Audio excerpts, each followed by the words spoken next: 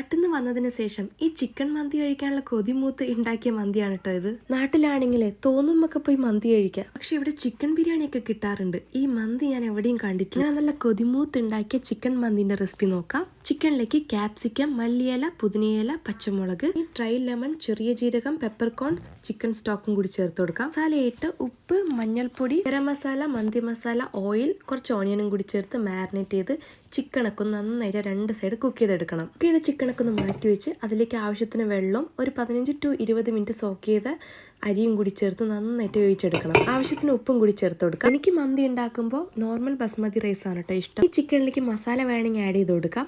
ഇനി ഇത് ഗ്രില്ല് ചെയ്തെടുക്കാം. അല്ലെങ്കിൽ പാനിൽ കുറച്ച് എണ്ണ ചേർത്ത് ഇത് ജസ്റ്റ് ഒന്ന് ഫ്രൈ ചെയ്തെടുത്ത് കഴിഞ്ഞാൽ ചിക്കൻ റെഡി ആയിട്ടുണ്ട്. ഇനി ചിക്കൻ ചോറിൻ്റെ മേലെ പ്ലേസ് ചെയ്തിട്ട് ഒന്ന് ദം ചെയ്തെടുക്കാം. ഇത് ഇഷ്ടമുള്ളവർക്ക് സ്മോക്ക് ചെയ്തെടുത്ത് കഴിഞ്ഞാൽ ചിക്കൻ മന്തി റെഡി ആയിട്ടുണ്ട്. ഇതിൻ്റെ കൂടെ നല്ല മയോണൈസ് ഉണ്ടെങ്കിൽ അടിപൊളി.